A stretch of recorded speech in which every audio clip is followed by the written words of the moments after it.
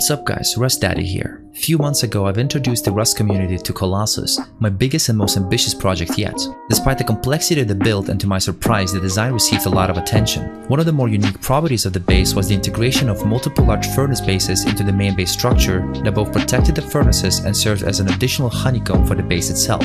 Since the feedback regarding this feature was mostly positive, it led me to further develop the idea of a large group utility base that would be relatively secure and easily expandable should the resource demand of the group increase. In this context, Foundry is a furnace-based compound that utilizes multi-TC concept combined with stair foundation building privilege transfer trick that was first introduced by Evil Worst. The trick allows to easily disconnect each external TC from the remaining of the base should any of the TCs needs to be replaced. This is a very handy technique when trying to recover the compound that has been raided. In such case, you can break the wooden foundation behind the armor stairs, replace the missing TC, and then simply place back all the wooden foundations to reconnect the structure. Moreover, the centralized loot rooms make the raid rather cost ineffective. In effect, the compound is relatively difficult to raid and grief, which should ultimately discourage the potential raiders. Before you begin building the base, bear in mind that this is going to be an expert build, so I expect you to put your own spin on the design. Moreover, throughout the video, I will assume that some of the building steps like upgrading or finding good spots for traps and auto turrets are self-explanatory. Instead, I will focus on showing how to build the base in its final tier and suggest the optimal building sequence to do so.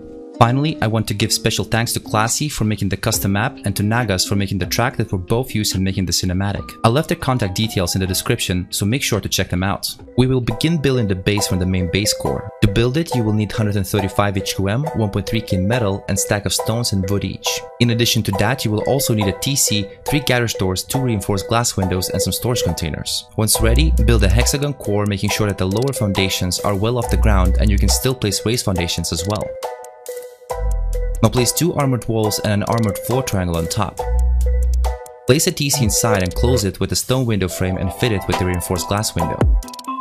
Once done, surround the hexagon with walls as shown, and finally a metal wall frame fitted with the garage door. Then seal the roof. Shape a loot room to the left of the TC and close it with the garage door. You can fill the loot room with containers of your choosing. You can also fit the vending machine on the triangle in front of the TC for more storage. If placed correctly, you should be able to fit a small box on the floor and close it up with a stone window frame and reinforced glass window. Lastly, fit the remaining slot with an additional garage door as well. The base core is now complete. However, it still lacks a proper airlock and is an easy target for door campers. Therefore, next we will be concentrating on completing the main footprint and building the external TCs, which will allow us to seal the area into precisely shaped compound. Before you begin, gather 294 HQM, 20.7 thousand metal, 17,000 stone, and 10.5 thousand wood. In addition to that, have garage doors, reinforced glass windows, and storage containers ready. Go outside and surround the core with triangle foundations as shown. Now pick a corner and place a twig foundation and a triangle foundation on the side.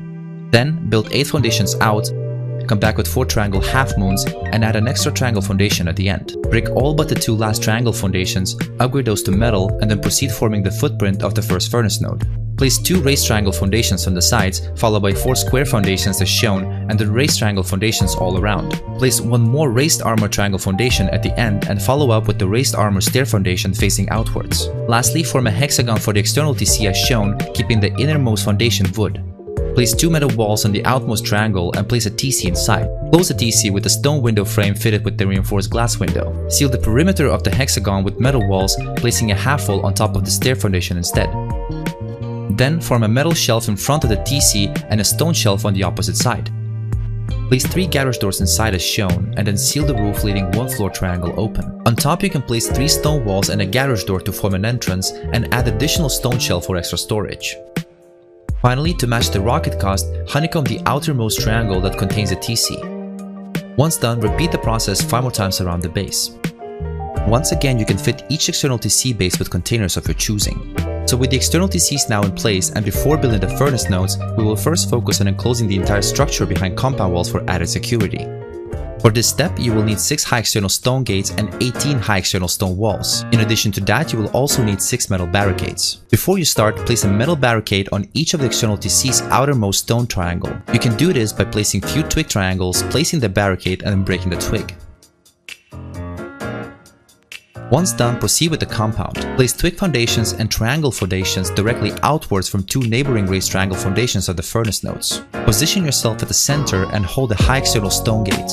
You can hold the Alt key to look up and make sure that the top cover is facing outwards. Then use a twig as a guide to place the gate in the center as close and flush to the twig as possible. Now place 2 high external stone walls on each side of the gate. When placing the walls, use the horizontal metal bars on the side of the gate as a guide in order to position the walls horizontally. Then clip the second wall right in front of the metal barricade perpendicular to the external TC wall.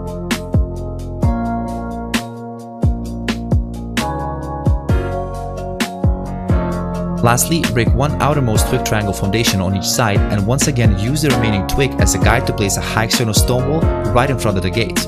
Repeat this process 5 more times around the base. The base is now more secure behind compound walls, so it is about time to finally start making good use of your investment. Therefore, we will finally start building the first 6 furnace nodes. But at this stage you will need 4,800 metal, 38,000 stone and 6,300 wood. In addition to that, you will also need 6 large furnaces, 6 refineries and other deployables. We will start with 1 furnace node at a time. Begin by placing 10 walls on the ready-made furnace node footprint as shown, making the 3 outermost walls metal. This is where the furnace node loot room will be formed. Once done, make an airlock entrance closest to the main base and seal the roofs of the airlock and the loot room with stone and metal floor triangles respectively. Follow up with 1 more layer of stone walls around the square perimeter and then seal the roofs with 2 layers of floor frames fitted with floor grills. Use twig where appropriate to be able to place floor frames at half height. Now go inside and form the loot rooms as shown. Here you can consider upgrading the wall frame to metal to prevent splash damage. Now fill the loot rooms with containers of your choosing. Then break the twig foundation and place a furnace in the far right corner. If placed correctly, you should be able to place a few more large boxes on the ground. For easier access, place a ladder on the side of the loot room. Now repeat this process 5 more times around the compound. The oil refineries may be fitted in the creases between the furnace nodes. To do that, build twig triangles to form a hollow diamond shape in the middle and place the refinery inside. It might take some time to find the right spot. With 6 furnaces and 6 refineries now finally cooking the resources, we can focus on completing the main base. For this step, you will need 5,200 metal, 11,700 stones, and 3,200 wood. In addition to that, you will also need garage doors, reinforced glass windows, ladders, and optionally wood shutters. At the core entrance, shape a metal chute going up, put the metal shelf inside, and close it with the garage door. Once done, honeycomb the core with metal and stone walls where appropriate. On the second floor, shape the internal hexagon core with metal walls and a garage door on the side. Inside it, form 2 loot rooms, fill the rest of the open slots with garage doors, and then seal the roof.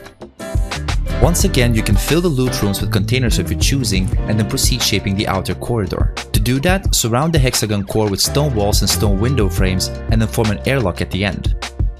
Once done, fit the window frames with reinforced glass windows and optionally wood shutters on the inside and then seal the roof.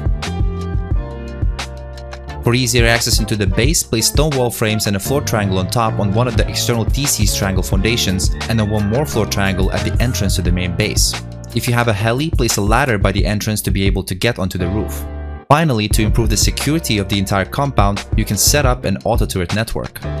For the simplest network containing on and off switches for each of the turrets, you may consider the following scheme. To power the network, you will need a power source that will be powerful enough to fuel the auto turrets and charge a large battery at the same time. You can choose between solar panels, wind turbines, small generators, or better yet a combination of them. Note that all of them have their own advantages and disadvantages. Once sorted, go outside and place metal floor triangles under every window frame of the main base and then deploy the auto turrets. Then proceed setting up the control panel, preferably at a secure location such as a main base core. Deploy 1 master switch, 3 splitters, and 6 more switches for each of the 6 auto turrets. Now grab the wire tool and closely follow the connection sequence. Do not hesitate to pause and rewind the video at any time, and when in doubt, consult the schematic that was shown previously.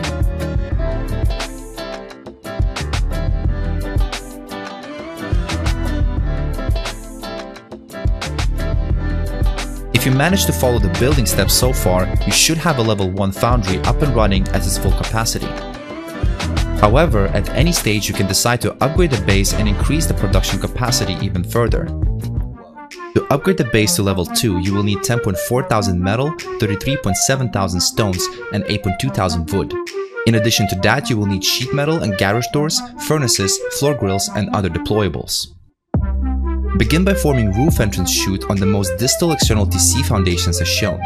Place 3 wall frames and 2 floor triangles on top, followed by 2 more floor triangles at half height, then 1 more wall frame and 1 more floor triangle on top. Eventually, the wall frames should be fitted with garage doors.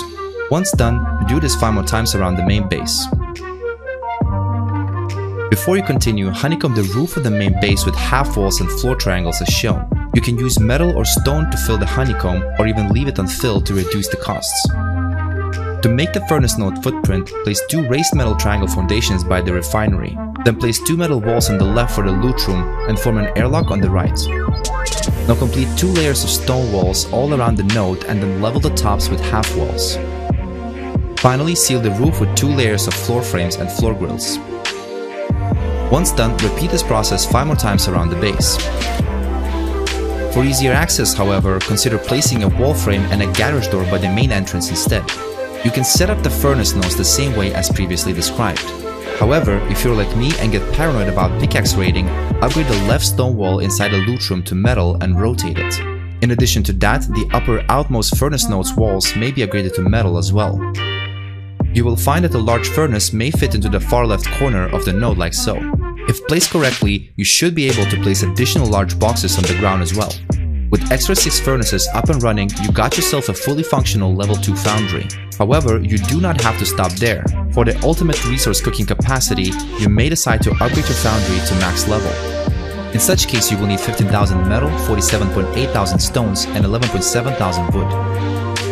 In addition to that, you will once again need sheet metal and garage doors, furnaces, floor grills, and other deployables. Begin by making the furnace node footprint. Build 4 more raised metal triangle foundations by the refinery. Then, starting from one side, build out 3 twig foundations to be able to place raised metal triangle foundations as shown. Repeat the process on the other side to complete the footprint. Now follow the same steps as previously described to build the furnace node, making a metal loot room on the right and then a garage door pass-through and an airlock on the left. Now build 2 layers of stone walls all around. To be able to place floor frames at half height, place twig on the other side of the wall. Then seal the roof of the furnace node with 2 layers of floor frames and floor grills. Repeat this process 5 more times around the base and then proceed setting up the furnace nodes as previously described, once again upgrading and flipping the loot room wall. You can fit 2 more large furnaces in each of the furnace nodes and place several more large boxes on the ground. With the final building steps now complete, you are now a proud owner of a maxed out level 3 foundry. Please note that in this video I was going for the most economical version of the base. Nevertheless, there is still space and numerous modifications that may be done throughout the base to increase its capacity, security, and even function. Lastly, I should stress that expanding the base from its initial level 1 version may be done in even smaller steps by adding a single furnace node at a time. And there you have it, a large throughput, expandable furnace base that will hopefully answer to all of your resource demands. So if you like what you saw, do not forget to give it a thumbs up and subscribe. And whether you did or didn't enjoy the video, please do leave a comment in the comment section below, as I would really like to know what you think. As always, this was RuzDaddy, and may the next wipe be ever in your favor.